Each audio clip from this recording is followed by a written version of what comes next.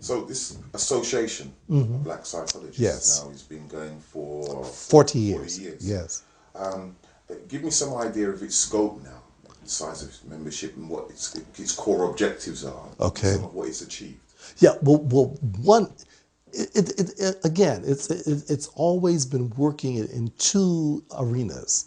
One aspect of the association was in revolt and in demand. Like it was initially what the Association of Black Psychologists says, look, there are not enough black psychologists. These schools that don't permit us to go in and get degrees, they need to be opened up. We need more black students to be accepted to study psychology. So we demanded, the association in its early days demanded that the American Psychological Association require graduate programs in psychology throughout America to somehow admit more black students. We challenged the use of IQ tests as being culturally biased. And so that was the protest, that was the deconstructive aspect. And so there was the deconstructive part of the organization. And simultaneously, we were building this new theory at the same time.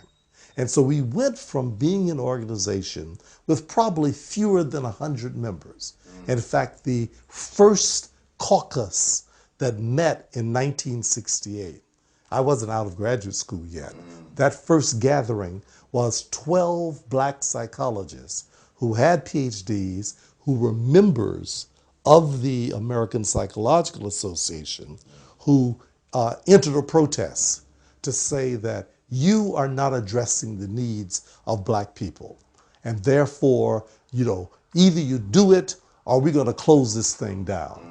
But that was during the time that we were breaking out windows and tearing down buildings outside. So institutionally and intellectually, the same thing was happening there. So from that point in 1968 to probably our peak in the year 19, I guess it was in 2001, we met in Ghana, West Africa, where we had I think our 35th, it must have been 2003. So we had our 35th anniversary there. And there were 500 black psychologists from all over the world. They were from the UK, they were from the Caribbean, there were black psychologists from all over the United States. So we had been able to accelerate the production of black psychologists through this protest. So there weren't but about 100 black psychologists throughout the whole United States in 1968. By this time, there were several thousand that had been generated in the course of 30 years. And a significant number of those were also members of the Association of Black Psychologists. So we kind of reached our peak at that point. Yes. Now, from that period, which I think with about 500 black psychologists going to Ghana, West Africa for our annual convention, because each year we were having this annual national convention as well as regional meetings around the country at various periods. There was kind of a decline. So we've had high points and low points. And so now probably the formal membership is somewhere probably around 350, 400 kind of predictable paid members in it. But it has completely changed the whole venue of what psychology is, because it's been able to produce a cadre of psychologists who have been able to do research and write books and develop ideas that have completely challenged what mainstream psychology was all about. Okay, excellent. So, I suppose the question that's in my mind now is who is Naim Akbar, the man?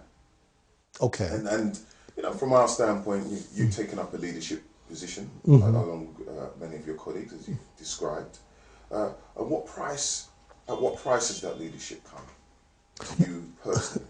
Well, What challenges you had to deal with along the way? Well, a part of it, I told you, they thought I was crazy when I decided to become Luther X rather than Dr. Luther Weems, including my family. My mother and my father. Is this a madman? I mean, we've trained this boy to go to become a good Negro, and he's Invested good money. spent good money to let him go through the university to do this mainstream kind of thing, and he comes back talking about he wants to be Dr. Luther X. You know, It sounds like a Marvel comic character. absolutely, absolutely, and so they raised questions about that. Not only that, but all of my colleagues at Morehouse. I mean, they'd never heard such a thing. And how old were you then? This was between 25 and 30. Right. Okay.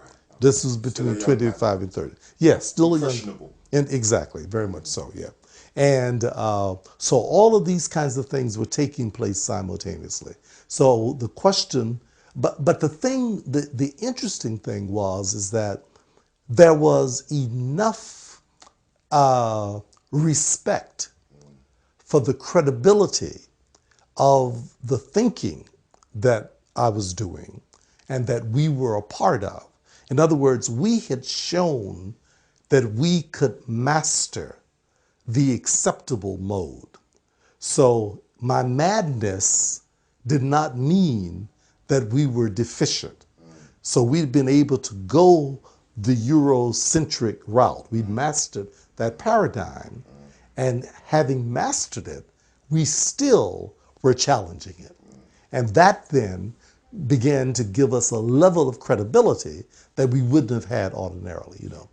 And but there were certainly the more conservative members who said that you need to become acceptable to white people, and you shouldn't be a part of these strange cults. And so they were raising questions about that and wondering if I was trying to brainwash my students to become members of this kind of cult as well, you know.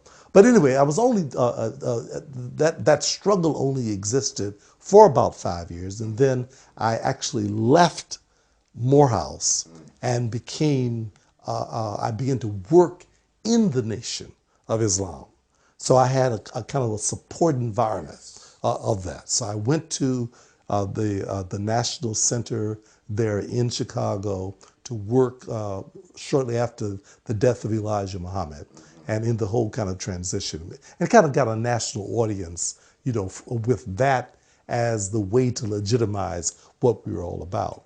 The good thing about that early transition is that it gave me a platform to begin to kind of formulate these new ideas that were of the new thought that the nation had been able to provide, but to be able to do it with the kind of intellectual integrity that we had been able to develop.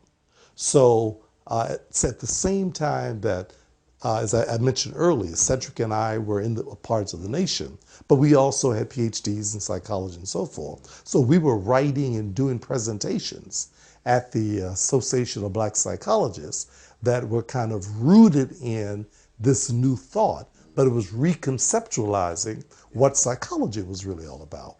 And I began to then write a new kind of literature. We began to write things like Voodoo or IQ, an introduction to African psychology. And in that, we began to... Is that a paper or that was an article. It was an article that the four of us did. Wade still Noble's... available? it's in my book. It's in my book, Akbar Papers in African Psychology. It's also in Wade Noble's book because it was a collective venture that was done with Cedric, Saeed Khatib, with Wade Noble's, with Phil McGee and myself. And so it's a part of our collective work as well. I mean, the reason why I ask is because people will hear this and want to read this stuff. As I've said to you already, one of our major concerns is the fact that this information isn't as available to the mainstream. Exactly, and to make it available, and people don't know it's still there. Yeah, you know? exactly. Yeah, but that became, in many ways, the kind of the genesis of what this whole paradigm really was all about. And much of what is kind of grown in African psychology grew out of that. And I talk about in this collection of papers that came out 2 years ago, Akbar Papers and African Psychology, the whole progression of that thought, you know.